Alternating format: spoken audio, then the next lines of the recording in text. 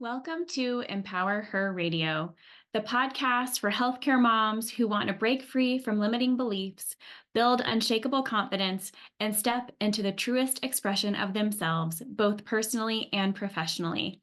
I'm your host, Corey Wynn.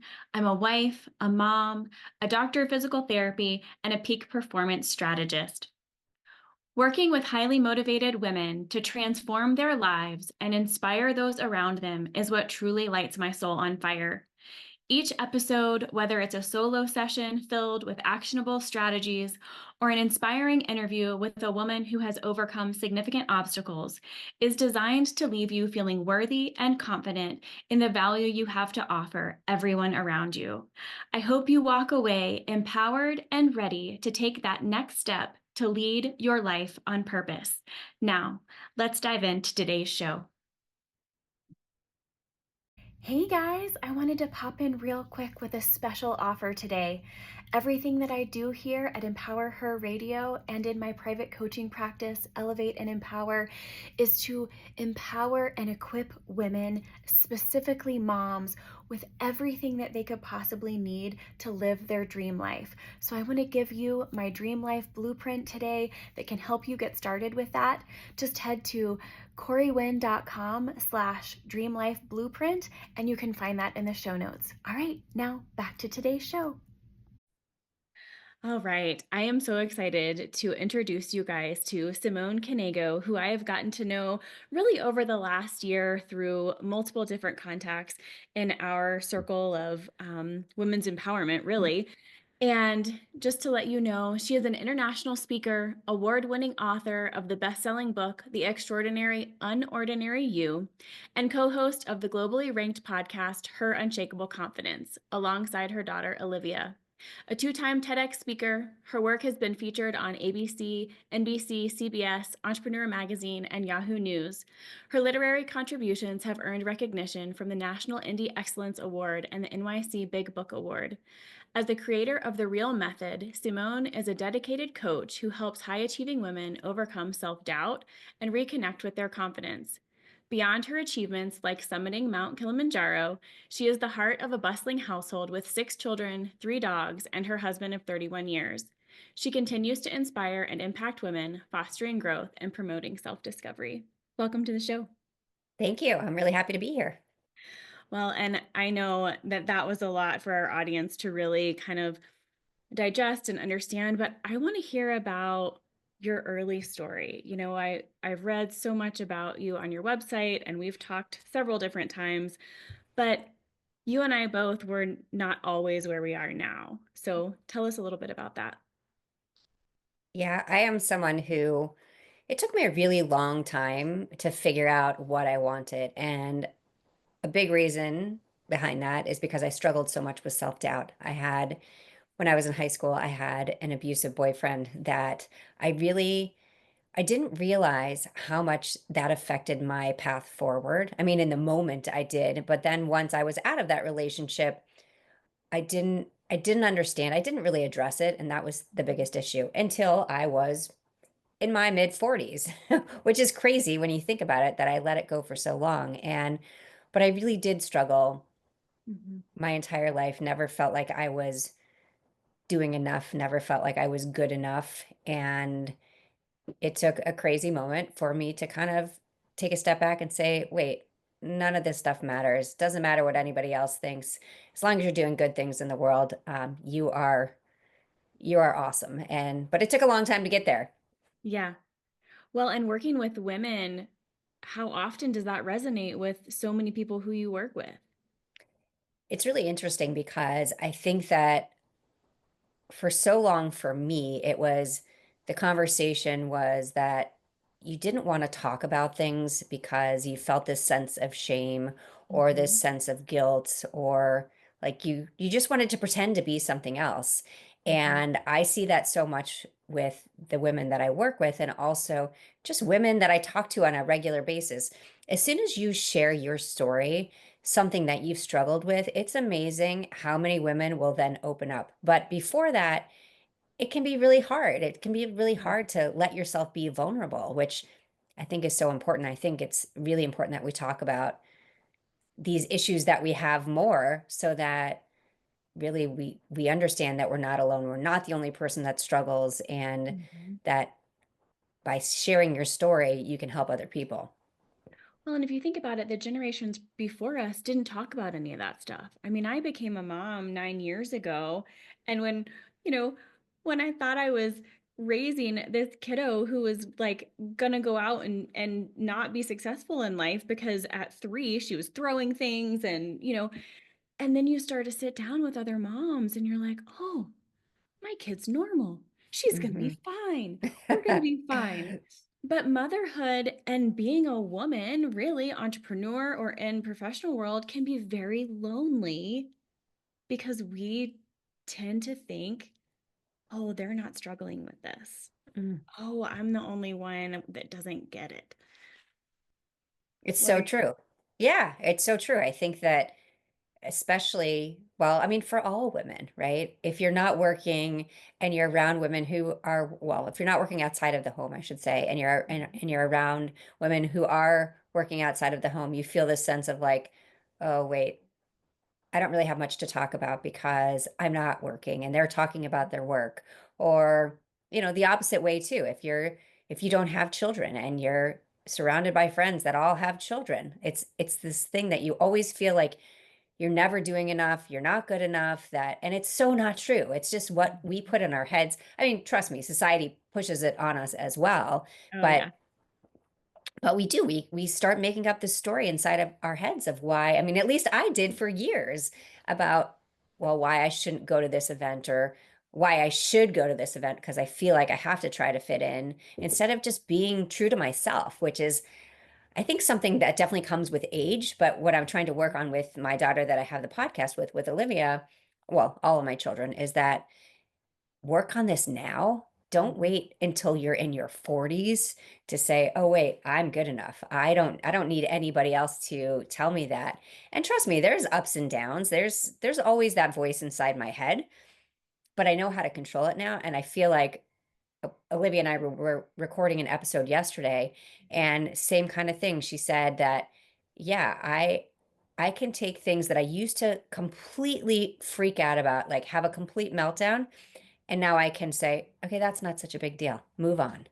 And Uh-huh. that's huge. Well, and if you can give that to her. I mean, I even just look back with my daughter, like I said, she's 9, with the amount of anxiety that she had even just 6 months ago Mm, that we've really tried to work through. And her grandparents have noticed changes, we've noticed changes. She'll say things like, "It's okay, I can't do it yet." Or, mm, "I just need more practice with that." And I'm like, yes. Whereas so many of us were, well, I'm a failure. That was easy mm. for everybody else. It must just be me. Yeah. And that idea of failure, for me, I say embrace your failures, because that's how you Mhm. learn. It's not Mhm. about, oh, you failed, you're done, you can't do anything. It's the total opposite. And think about in school, right? You don't always get everything right. It's when you get it wrong and have to redo it that you really learn. If everything came easy to everyone, there would be nothing to talk about. Well, and I won't be able to remember who originally said this, but I heard somebody say, "Have you ever seen a toddler quit trying to walk? Mm, They fail every time. They fall down over and over again. Do they quit trying to get to the toy?" And I remember hearing that and thinking, "Oh my gosh, that's true." Little kids especially, they don't compare themselves to one another. They don't run around worrying about what other people think. They just go for it. I want that piece of ice cream. I want that toy. I'm moving forward. yeah. Well, my mom used to say this, because I think that it was I didn't realize that my kids would say it like this, but instead of like, I want that, they would say, I need that. And Mhm. so my mom started saying, I need that, because it's a whole different attitude. Like, sure, you can want it, but I need it. I need it now. Right. Yeah, But it's a must. It's very yes, important to me. Oh, I love that. but definitely, when you think about kids on the playground, right? As adults, it's a much harder thing to go up to someone that you don't know and have a conversation. But I always remind myself, like, why can't we be like kids on the Mhm. playground? You see someone you want to talk to, go talk to them. Just my kids would say, "Do you want to be my friend? Do you want to play?" So why Right. can't we do that as adults, right? I mean, there's no reason that we can't.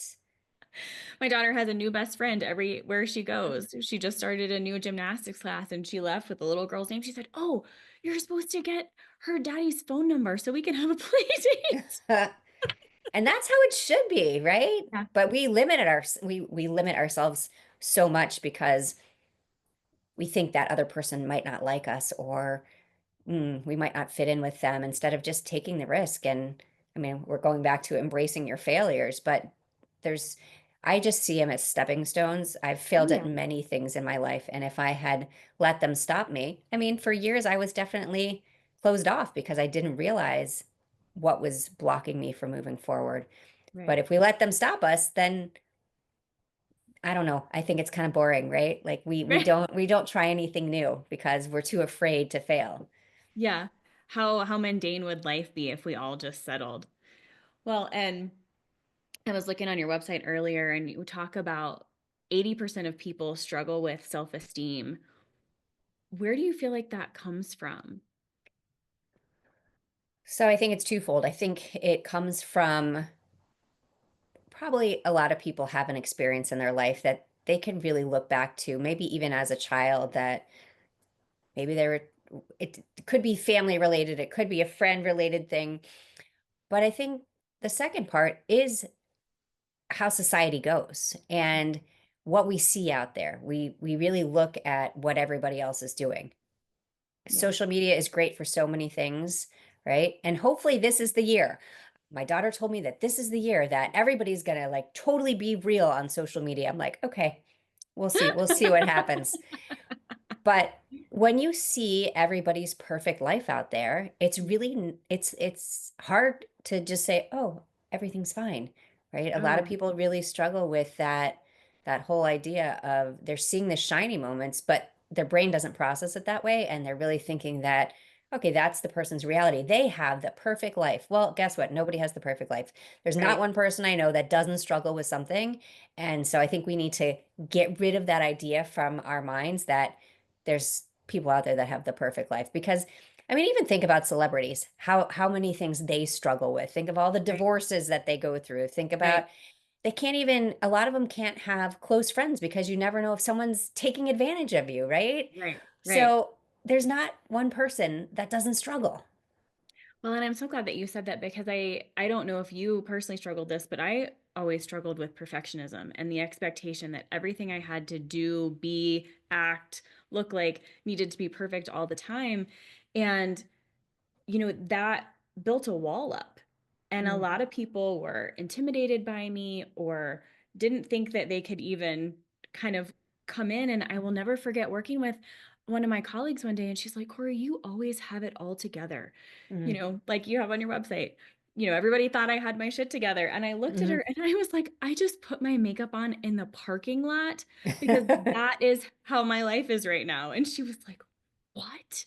And I thought, if we can't get past this real authenticity and let people in, all these women that we're trying to be friends with are never going to think that they're going to be able to measure up until we're honest with our struggles and our relationship issues and things like that, that they're not alone. Yeah.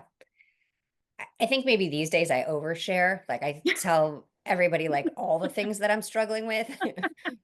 I mean, maybe that's the wrong approach too, but it seems to work pretty well actually. But it's so true because we, it is one of those things like for me, when probably in my 30s. So once we got to the point where we had all of the kids, Mhm. so 6 kids, and people would say to me, "Oh, I don't know how you do it. You absolutely have to have your shit together. Like, gosh, I can't deal with two. I can't even complain in front of you because," and that's not how it works, right? Yeah. Yeah. And no, and it took me a long time to understand that, oh, people think this, and this is so not true. Like, this is not I don't want them thinking that, because sure, maybe that looks good on paper, like, oh, she's got her shit together. But then to the other person, they feel like they don't. And that's not my goal in the world. Like my goal in the world is to help other people.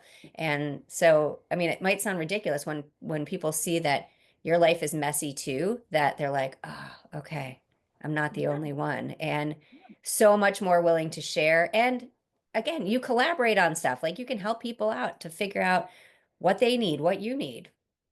Well, and the fact that you're speaking on the subjects that resonate with them, the fact that you're coaching them through things that you've been through means so much. I mean, you're not going to go, I don't know, to a swimming coach for gymnastics.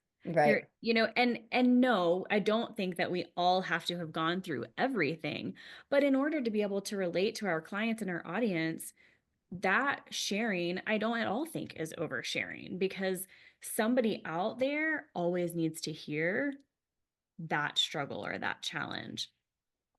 When you think back on kind of where you are and where you are now, is there something that you wish you had known earlier or you wish that you could tell Mm. yourself as a young mom or as a young married woman? Yeah, absolutely. Like live life messy and keep moving forward. Like don't let those things stop you from trying new things. I think that I really restricted myself a lot because I then had this perception. People had this perception of me and I basically had to hold it up. Like another thing people thought about me that was that I didn't cry. And so all of a sudden, I guess I stopped crying because people were like, "Oh, she's so stoic. She never struggles. Like she's not something will happen and they'll call me to help with stuff because they're like, "Oh, she's the person that doesn't cry." I cry all the time now. It's really good. But yeah, I think that really when I was younger, I didn't want people to see inside that it was messy, which I think that's totally the opposite. I actually had a friend when we lived in Texas for a bit that said to me, so she's like, "Oh, why don't you come over?" And she said, "But don't expect my house to be clean. If you want to come over and hang out, you can come over anytime. If you want my house to be clean, come over on Friday." So she's like, so she's like, "I say that because people will come over." And she's like, "We live in our house, right? Our kids play with toys. And if I'm picking that up every second of every day, I'm not doing anything else." Right. And I thought that was kind of a really great way to look at it that I mean, I'm not saying come over when my house is clean, but if you come over to my house, you come over because you want to hang out with me. And Right. like if there's obviously the kids are older now, so it's not such a big deal. But then when they were little, I mean, you'd step on Lego pieces, right? There'd be Oh just yeah. stuff everywhere. And it just that's how I want my life to be. Like if I could go back and change that instead of saying everything has to be perfect all the time, it Mhm. would be like, let's just live our lives and enjoy every moment and let the kids see that everything doesn't have to be put away. I mean, we used to do toy jail and like, oh my gosh, all these things that we used to do where I'm like, okay, there probably was a better way. Like pick it up at this time and then we're done with it, but not every second. So, If you figure that out, let me know. We mhm. we have a bonus room now in our new house and the guest bedroom's also down here. So when my parents were here last week, I looked at my daughter and I said, "Okay, we have to have a path through the Legos that Mhm. Granddaddy and Grandma are not going to step on. Like we've got to at least have that." What we did was actually the room that I'm in now used to be the kids' playroom. And Uh-huh. so we built a little room over the garage. We had this really high ceiling in the garage. And so when we were remodeling the house, we built this so that they could have all their stuff in here. And I never had to see it. It didn't matter. They could put it Uh-huh. away, they could not put it away. And so I actually still have to go through, like, I have so much Lego on the wall right there. So this part is like my space, and then there's still all of their junk there, which I will eventually get to. It's not so Oh important yeah, right now. same. My office is down here with with all the Legos and the art and there's part of me too that is so glad that I got to that space. Growing up, we grew up in a really small house. So I did get Legos out and they did have to go back because there was Mm, nowhere to right. store them. There was nowhere to put them. There was nowhere to leave them out.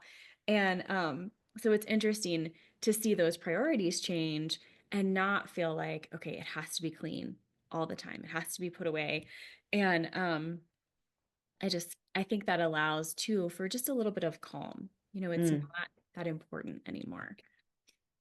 And I think too, when we're in these different stages of life. So when the kids were little, like we're rushing for them to grow up, right? And then they're grown up and you're like, oh, I miss it when they were little. And Mm-hmm. so when I look back at stuff that I thought was important back then, for example, when the kids would come down in the middle of the night and want to sleep in our bed, and we're like, oh, no, okay, we got to take you back up again. And then Mm-hmm. after a couple of kids, we started giving up on that. They would always start in their bed and they would come down. And you know what? They all sleep great by themselves, right? I mean, we're so worried that we're going to damage them in some way. And they wanted that comfort. And so, but at the time, in my head, I was like, oh, nope, we have to follow this rule. We have to do this. We have to do Uh-huh. that. And like I said, as we had more kids, it was kind of, you know, why are we so focused on this, right? I mean, they're happy, healthy, well-adjusted children. We're fine. We still have our own private life, right?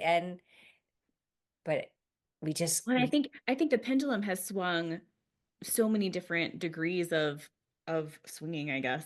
mm, It used to be so, you know, your kids don't sleep in your bed. They don't go over here. And then it mm, was, nurture them, do whatever they need. And I really think what it all comes down to for me and what I work with my clients is what feels good to you? mhm, What do you trust yourself? Do you trust that you're making good decisions? Are you doing the best thing for you and your family? And if we can get to that place where our clients trust themselves again, then all of the right decisions will mm. follow. Yeah, we do. We have this idea in our head that we have to do everything by a playbook. Remember, there is no playbook when it comes to kids, right? I mean, if there were, it wouldn't work anyways.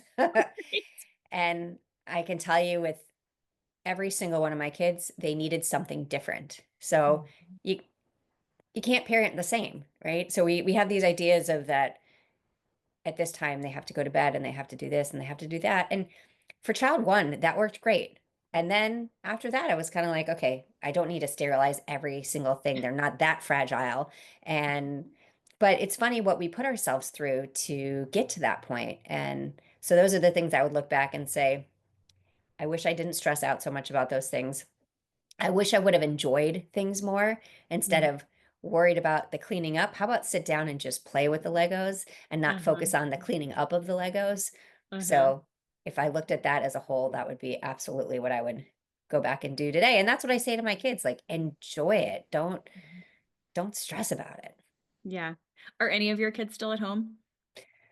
So we still have two at home. So Noah's a senior and Millie is a junior. So, and Okay. we actually have an exchange student right now, which is really fun. So, Oh wow. I'm looking forward to those days, but I'm also like you said, I don't want to rush it because, I worked full time when my daughter was a baby up until I don't remember. She was 2, I think. So there's so much guilt around that too that I missed so much of those milestones. And then now mhm, I'm also like, well, but now she remembers. Like she mm. remembers that I'm home. Um, what was that big thing that made you kind of leap into being an entrepreneur and, an, Mm. a well-known speaker? What was that like for you? What made you take that leap? So, in terms of speaking it, I actually started through a volunteer role. And I remember the first time someone asked me to speak, and I said, I don't really have a story to tell. I mean, that's how bad I struggled at the time. I don't have a Hmm. story to tell. They're like, you have 6 children. You adopted your youngest three. Like, they went on and on. I was like, oh, okay. I do have stories. Do you think they'll make a difference? Yeah. And, oh, we're so hard on ourselves, aren't we? Right. And so that's how I started my speaking. And then it just grew from there. But the really pivotal moment in my life was, I mean, obviously, lots of them with 6 kids and a husband of 31 years, but climbing Kilimanjaro. That was really life changing for me because it was the one moment where I said, I am going to do this. And I don't really care about what anybody else thinks. I mean, obviously I said to my husband, what do you think? And he's like, oh yeah, you should do that. And he meant it. He meant it. He was like, he knew how much I struggled and he knew I needed to get out of my comfort zone and do something completely different. And it really was about proving to myself what I was capable of. And it wasn't even that if I reached the summit, it was the whole experience. I went with, there were 16 of us. I didn't know anybody, right? Mhm. It's totally out of my comfort zone. I don't climb anything. I have stairs, right? I mean, that's what I climb. Right. So, but that moment when I did reach the summit, I thought, why am I worried about what anybody else is doing or about what anybody else thinks? Like I have a really great life. I have really great stories. Why am I so hard on myself? And Mhm. it just kind of grew from there. And I think it was life-changing for my, I know it was for my family as well. For my kids, they're like, that was pretty cool, right? Yeah. Yeah. And and people and I had some really interesting responses from people that I knew. A few people said to me, "Do you really think you're going to make it to the top?" "Oh no, I think I'm going to make it halfway. That's why I'm doing it." Like, thank you for your support. But It's what I've it's read, events like that that allow us to recognize who should remain in our circle yeah, of yeah, people. yeah, it's so true. Also, though, what I've realized over time is a lot of times what people say is the projection of themselves upon you. Yep. So they look at themselves and say, well, I could never do that. How could she do that? So Mhm. there's no way she could do that, right? Right. And I think we have to remind ourselves of that as well, that that's not how that works. Like Mhm. when we see someone else doing something, be like, yes, that's amazing. Mhm. But the other response I got, which I thought was fascinating, was, well, don't you think it's a little bit selfish? You're leaving for 2 weeks. Your husband's gonna stay behind and take care of the kids. What if something happens on that mountain? Don't you think it's really selfish to your family? And my response was, self-care is never selfish. Like Yeah. it just isn't. And whatever self-care means to you. But I was kind of taken aback by that because I really never thought about it like that. I had the support of my family, and I can't imagine not having the support of my family. Right. But that was eye-opening as well. Actually, I was even on a podcast where a woman asked me that, and a couple years ago, and I said, "Really? Okay, I never thought of it like that before." And I think that our words are really important, and to understand that what other people do, support them. Just Mhm. we don't need to tear other people down when we don't feel good about ourselves. It's when you help other people rise that you're going to feel even better about yourself. Well, and I think so many of us have enough people in our world or in our lives who are ready to tear us down, or had a teacher or had a parent or a grandparent tell us you're never going to amount to anything. So when you find your people, whether that's your partner, your spouse, your best friends, who are like, yes, when are you doing it? And we're going to be there to cheer you on. Those are the people that we need to have in our lives, and also allow ourselves permission to let the other people go. And Mm, that has been huge for me in this journey of reminding myself that self care isn't selfish.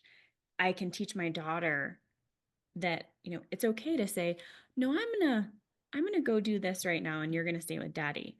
So that when she grows up, she recognizes, oh, I can go out to dinner with my girlfriends, or I can go out for my nails, or whatever it may be. I can climb Mount Kilimanjaro and mhm. the kids will be fine.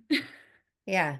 And I think that was one of the biggest things for them is realizing that you can do whatever you want to do. You have to put in the work, Mhm. and you do need a support team, and you don't want to surround yourself by people with people who aren't going to support you because life is too short. But we do this a, well, I did for a long time, surrounded myself with toxic people who, again, I couldn't understand why, but they just always wanted to tear other people down, and obviously doesn't get you anywhere. And Mhm. they're no longer inner circle, because that's not what you want. And it's a hard thing to kind of walk away from that, though. I think Yeah. that that's Yeah.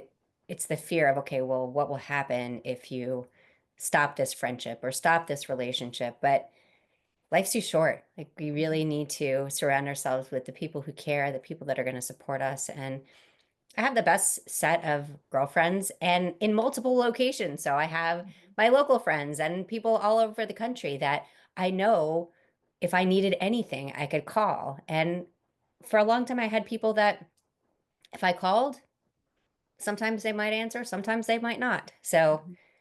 it's a good reminder. And I think it's really good for our kids to see that, okay, you're going to have bumps in the road with friendships, and then you're going to move on and you're going to find your people. Well, and we have a mutual friend acquaintance um, who said to me one day, I had been talking about how I'd been kind of fighting my way through and trying to keep up with old girlfriends and keep up with things, and finally arriving to this group of like-minded women like you. And she said, Corey, you're finally where you need to be. And Mm, it was so incredibly eye-opening. She said, it's not going to be hard anymore. It's not going to feel like work. mm. These women who you're surrounding yourself with now actually care, want to see you thrive. And I'm just so happy to have you on the show today to remind our audience they're worth it. Their ideas and feelings are valid and matter. And there aren't things that can stop them unless they truly quit. You know, not that this journey won't be difficult sometimes, but Yeah, I it's want to absolutely talk. true. Oh, no, go ahead. No, I said it's absolutely true. Like when we talk about that, so I don't know if we're going to talk about this or not, but I'll bring it up just real quick. So what you mentioned in my intro, the real method. So there's four parts to it, which is respect your reflection, embrace your failures, ask yourself what you want, and love the woman in the mirror. I think a lot of times the last two, we don't ask ourselves what we want because we are doing what everybody else, we think everybody else wants us to do. And I think that's a big part of the friendships that we have a hard time of letting go of, that we kind of get stuck in that thing and we're like, oh no, this is just what we're supposed to be doing, instead of asking ourselves, oh, is this really what you want? Mm-hmm. And love that woman in the Mm. mirror. How, I mean, especially the generation before us, that was not anything that was ever talked about. And I think about my friends now and how they think of themselves and how our parents thought of themselves. Um, it's just really extraordinary how things have changed. But I want to talk to you about your book. Mm. What, tell us all the things. I just can't wait to hear all about it and kind of what prompted you to write it, and also where can we get it? So I'm actually working on my second book, or I it's thought you were. I just finished it. I actually have my call with my publisher tomorrow to start my whole launch process for that. So it'll be out end of, hopefully the end of the summer, maybe in the fall. We'll see. We'll see how it goes. Yeah. But my first book, which is behind me, it's called The Extraordinary Unordinary You, and it's all about realizing what you're capable of and recognizing that the little things you do every day matter. And it's so interesting what you said before, where you said whether it's a teacher or a grandparent or somebody that said something that you weren't good enough. Well, I can tell you, I remember my writing teacher, my English teacher in middle school. Basically, she told me that I sucked at writing. Like I sucked at writing. And okay, I didn't really, but the fact that I remember that today, I don't Mhm. remember a lot of the details of, but that stuck in my head. She probably didn't suck. She's like, you're not a very good writer. You should pursue a different path. And I'm like, I'm in middle school. Really? Okay. Uh-huh. Yeah. And I did. I went into math. I became a CPA. That was my college. And so when I first said, it was after I started speaking, people almost every time I got on stage, people would say, do you have a book? No, I'm not a writer. Oh, well, Mhm. you should really have a book. Again, limiting myself, right? Oh, I'm not a writer. I'm not a writer. Why am I not a Mhm. writer? Sure, I can be a writer. Doesn't matter Yeah. what that teacher said back then. I'm not even going to mention her name, but it's so crazy how we just let ourselves, we hear something and then we say, we can't do it. Mhm. So I thought, you know what? Why not put my stories down? And I really wanted to write story. I mean, it's kind of all over the board in terms of there's stories about the kids' adoptions, there's stories about Kilimanjaro, but it really is more of a motivational book for each person that reads it to take a look at their own life and say, I'm doing amazing things Mhm. and I'm making a difference in the world. And that was really the goal of my first book. Yeah. And just to be able to have that reflection of I'm doing amazing things. And I think sometimes so many of us hear that teacher, that parent, or Mm-mm, whoever it was, and until somebody else steps in and makes you reflect, like another mentor always says, how is that belief system serving you? mm, And until we're able to reflect back and decide, do I want to believe that? Do I want to settle for that? Or or is it possible? Is Simone doing it? Is Oprah doing it? Are all these other people doing those things? Why not me? mm. Yeah.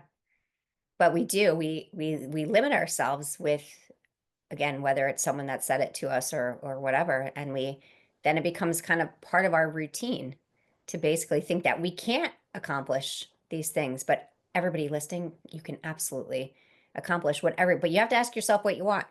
Yeah. That's what when I climbed Kilimanjaro, I had so many women say, "Oh, I could never do that." I'm like, well, would you want to? Oh my gosh, no, I would not want to do it. I'm like, okay, well, those are the words you should use, right? I would never want to do that because you're Yeah. quite capable of doing it if you put in the work.